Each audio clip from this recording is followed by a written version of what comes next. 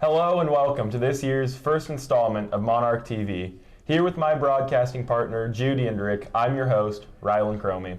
With the help of Mr. Smith, the Aquinas broadcasting classes have worked hard to put together a few stories of the many interesting things going on at Aquinas. This year, Monarch Wrestling went undefeated in the regular season and qualified 11 wrestlers to state and finished the season as the state runner-ups. Let's get a closer look with Bradley Darrow and JD Luna on how the Monarchs managed to achieve this challenging feat. Monarch Wrestling is all about tradition. As the season comes to an end, the team has 11 qualifiers for state. With being a top team in Class C heading into state, the hard work and discipline is going to get the prove in order to win. This is my 5th year at Aquinas. I was co-head coach the last 4 years, and then this year I'm the only head coach. I came back here just because I grew up here. You know, I know what Aquinas Wrestling's about, the tradition. My old teammates, Coach Emery, I wrestled with him in high school, and so I know that he's carrying forward a lot of those same values and traditions that we had when I wrestled. We got a really good team. We went undefeated duels, undefeated regular season. We got a really tough district this week. A lot of good teams. We're going to try to qualify as many guys out of it. Put ourselves in a good place. Hopefully with a lot of champions and things like that. Put ourselves in a good place to medal next week. You know, I think we got a shot. Here is Corey Vanberg, father of junior wrestler Hunter Vanberg, talking about the tradition of Aquinas. We can really show our tradition at Aquinas is to walk around our wrestling room and look at all the names on the walls. Those people that you see on the walls are our doctors, our teachers, our coaches, our priests.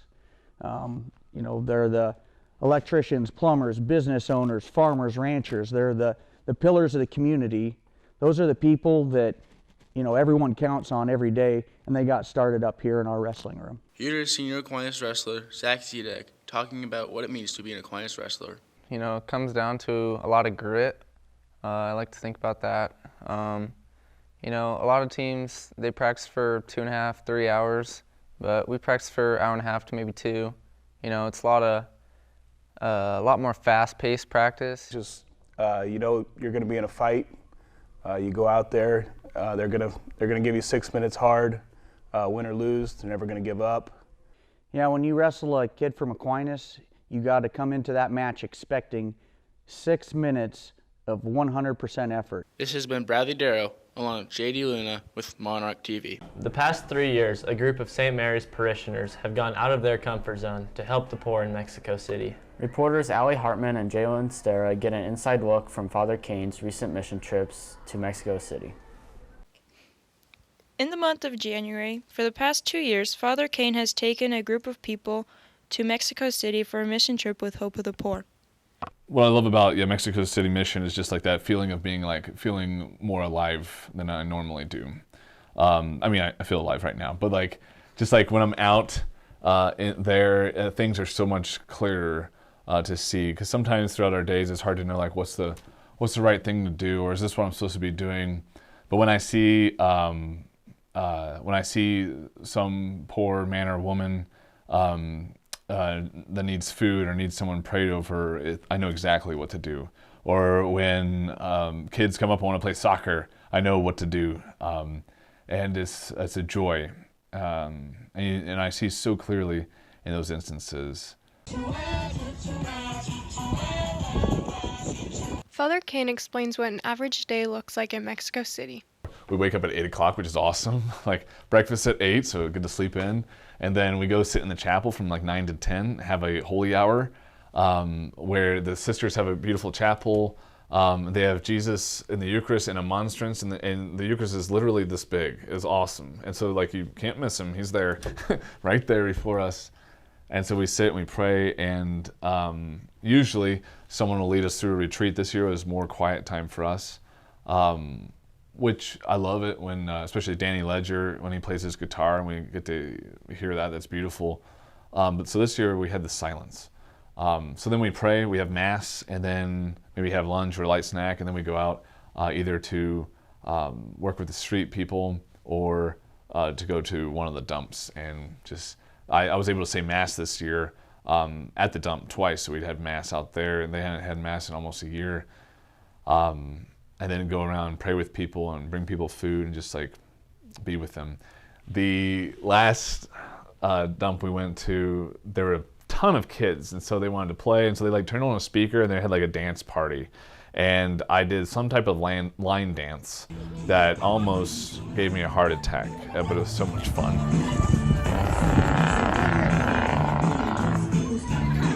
We were leaving the dump the first year. I was getting ready to go on the bus, and this guy who I kind of talked to a little bit, he was part of a rough crowd. They're just out, smoking cigs in this group, and I talked to him and said hi, and they found out like we were there helping some of the other people. He right before I got on the bus, he runs up, he's like, Padre, and they're like, Father, this guy has something for you. And he gave me like 3 candy bars I ate one, it was delicious. The other one I keep in my drawer in my office because it just hit me hard, like when the poor that have nothing want to give.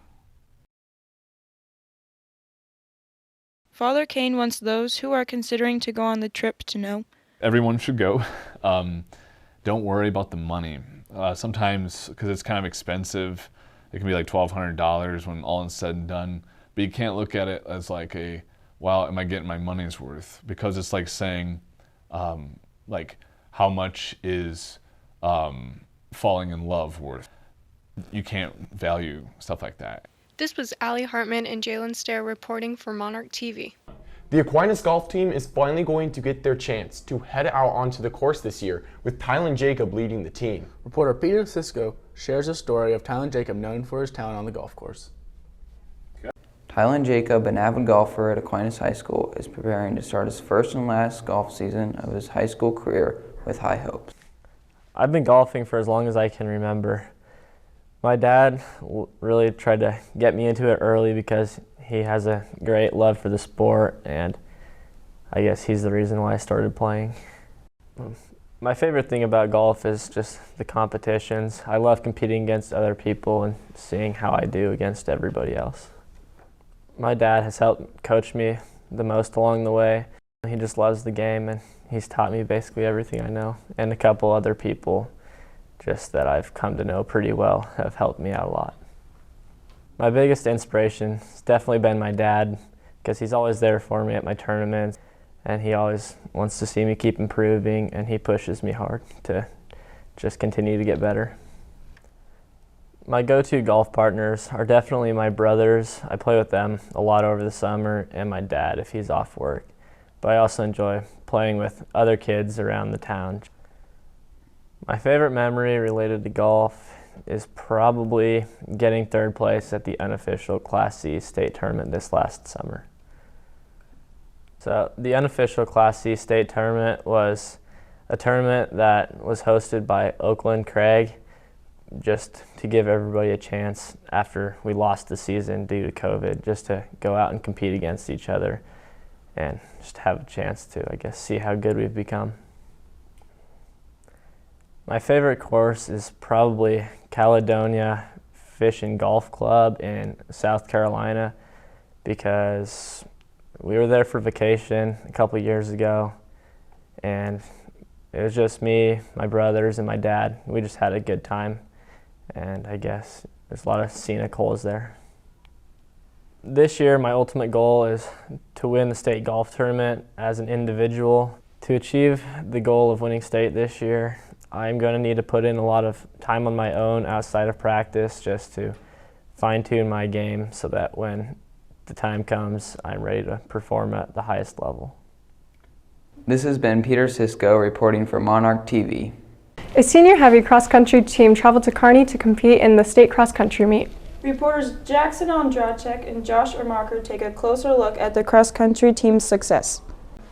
On October 23, 2020, the Aquinas boys cross-country team surpassed last year's achievements by winning gold at this year's state cross-country meet. First place finisher Peyton Davis and the rest of the runners looked back on the previous year and the team. Runners to your mark.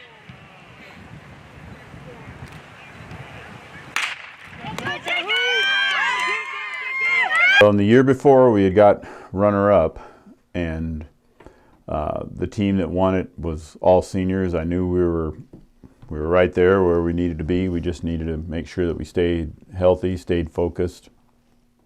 So I knew we were right in the hunt of getting a championship. My mindset before starting that race was I knew there was a guy that I really needed to catch from Norfolk Catholic, and I ended up catching him and the guy in front of him, so that's good. It was just kind of came full circle. So we got second the year before, and it just I just felt fulfilled as a team, or at least as being a team, winning state. It just felt awesome.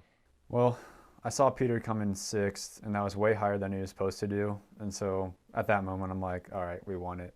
And it was just a feeling of like satisfaction, because it meant that all of our grueling runs at Appleton and everything, they didn't go to waste, and they paid off. Very tight knit. A lot of the guys and even the girls were good friends, and so there was a collegiality, or there was close knit group. My favorite part of the team was basically running the bus ride back from any meet, because it was a lot of fun just listening to music and blasting it and making Mr. Svets really mad. My favorite part of the team is definitely just everyone on it. Like, it's such a good environment just to hang out. Everyone is really close. We all just have a lot of fun. We're always laughing, goofing off, and yeah, it's just a blast. As a team, we were like basically all same classmates, the varsity, and I mean, we got along during school and stuff, and then just going out and running was fun too. So it was fun. For the underclassmen, just remember to always have fun, because the practices and the running usually isn't all that fun, but it's, you know, the memories you make while doing it, and just make sure to have a good time. I just say, just go out and have fun. That's like the biggest thing. It's more of team building, I think. I think having that team unity was a big part of us working hard and working together to get the state championship. I'm Jackson I'm Jackson. I'm Jackson Andrachek. And I'm Josh Ermacher, reporting for Monarch TV. At the beginning of the coronavirus pandemic, schools were forced to close and classes were continued online. But this year, Aquinas Catholic schools have decided to allow education to resume in person. While students were excited to return to school and see their friends, 2 juniors find themselves in situations that do not allow them to come back to school to in-person learning. Reporter Xavier Fiala covers this story to zoom into what online classes are like for students and teachers. Aquinas Catholic Schools has opened its doors to in-person education after the recent coronavirus lockdown, but not everybody has fully returned. Juniors Ella Morvetz and Ben Lyons are 2 students that have decided to stay home and receive their education online due to compromised immune systems, which is why this interview has been done remotely. While distance learning allows students to receive their education safely, some classes have sadly become more difficult. Pre-calculus is a little bit harder because you can't just go and ask questions, you can't compare answers or anything like that. I would say that probably chemistry has been more difficult because I can't really participate in the labs other than watching, so you kind of miss out on that hands-on part of chemistry. While DL classes have become more difficult, there's still one thing both students miss the most.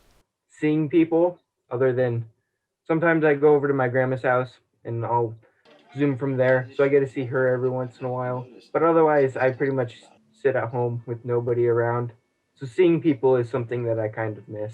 Yeah, probably just being able to see all the classmates and just listening on the little side discussions and just all that stuff that you kind of miss out being all by yourself here. But both students find positives in their situation and even pick up new hobbies and memories along the way. And lock picking, and so I've been doing that. And then I've been making circuit boards for doing stuff. So in accounting, we've been working on Excel spreadsheets. And so I can't really leave the computer, and I have a window over here. So we have guinea fowl, and so they fly up to the window and they sit on the ledge and they peck at the window and they're really loud. And I can't get up and scare them away because I have to sit here at the computer, and they were really loud and it was really annoying. I do paint, so I could do that, or I have sisters in college, so I get to spend more time talking to them and stuff. So. The 2 students are not the only ones that have to adjust to this new method of teaching. Teachers also have to make some changes. Business teacher at Aquinas Catholic Schools, Mr. Tony Smith, explains what is most important when it comes to Zoom classes. Not really. I guess the biggest thing is just being organized with the student. In my case, it's Ben. But just being organized, getting the Zoom set up, having it set up, and then passing that responsibility on to the student to get into the class, and then taking that time to get them into the class. Yeah, Ben, I always tell my students, Ben is, he's on, he's there. Religion teacher Father Carson Kane explains what he finds is the most difficult part when it comes to distance learning. When we try to Zoom or something, it doesn't work. Or I can't see the people, as you've witnessed in class. Like, I can't see the people, but they can hear me, and so they're listening through like a laptop. I guess the hardest part is not always knowing, like I don't want people to feel left out. World history teacher Mr. Seth Pierce explains why he is not worried when it comes to the two online students. If there was other kids, I'd be more worried about them like showing up at all. But I mean, history is already a little bit more notes-based to begin with. So a lot of days that they're just kind of in it. But if they have questions, they're free to ask or whatever. But I think they both just kind of get it most of the time. So they're not typing like, what was that? How did that go? So the main question that plagues everybody's mind when it comes to distance learning is, when will their fellow classmates be able to return? Hopefully I get to return soon. So the kind of things that my doctors are kind of saying needs to happen before I come back, especially the one in Omaha, I just talked to him yesterday, is I get the vaccine. That's a big one. I'm on the list to get it for Four Corners, but it looks like it's going to be a while because they're still giving it to nursing homes and stuff like that. And then everybody has to be wearing a mask for me to return. Even though the COVID cases are going down in our area and stuff, there's just still some of the factors specific to my own health and condition with the things that have happened to me in the past with my encephalitis and stuff that I'm still working through. And so I can't really at this point take on full classes in person yet. So maybe sometime I'll do half days or something like that. But until my situation once again allows, it's been really helpful to have this online option. After the interview, Ella and Ben had some final messages for their fellow classmates and teachers. Hello.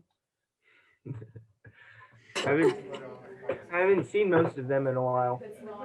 Well, I guess I'd like to thank the teachers for doing all that they're doing for us online, with getting everything posted on PowerSchool and stuff like that. And just hello to all of my classmates, that I miss them all and miss being able to spend time with them in the classes and stuff. But yeah. For Aquinas Broadcasting, this has been Xavier Fiala. At the end of Catholic Schools Week at Aquinas, the Student Council hired a band to perform in the concert for the student body. That band, known as Cloud 10, is made up of Aquinas students. Rylan Cromie and Jude Yendrick take us behind the scenes to meet the band. Recently at Aquinas High School, a group of students headed by senior Terrence Wackel have decided to start a band. What started as a random thought in Terrence's head has now blossomed into the stunning band known as Cloud 10. 1, 2, 3, 4. Through their dedication to hard work and their love of music, Cloud 10 hopes to rock the world. I started the band because I like music. Oh, yeah. I've been asking the same people for 2 years to be in the band, and they finally joined. Jude Yendrick is our vocals, John Dalton is our bassist, Ben Shanka is our keyboard, Simon Kelly is our drummer, and then me and Lyden play guitar. I'd say we're more of a alternative rock, but we do all kinds of rock. When the band was first formed, they were still in search of a lead singer, and through Terrence's persistence, senior Jude Yendrick joined to fill the role. Terrence had asked me to join a little ways before, and then due to activities and time restrictions, I debated joining or not, and then eventually I came to a practice and had a lot of fun, so I decided to completely join.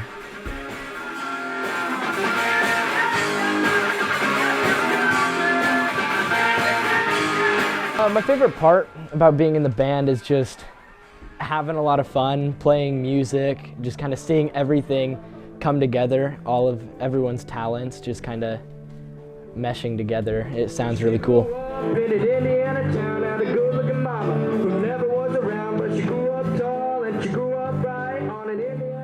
The way practices go is we started out playing a few songs, then Leiden messes around on the guitar, and then I yell for everyone to be quiet, and then we play a few songs, and then Leiden starts messing around again, then Ben joins him. Then I yell at everyone to shut up, and then we play some more songs.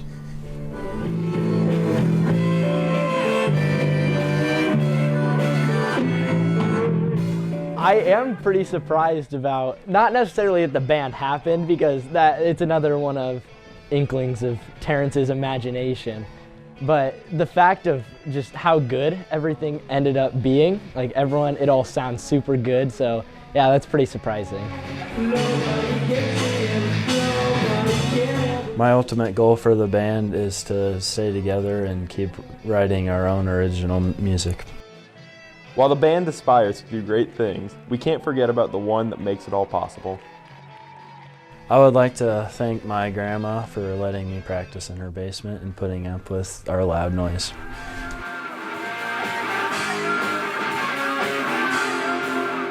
This has been Rylan Cromie, along with Judy and Rick, reporting for Monarch TV.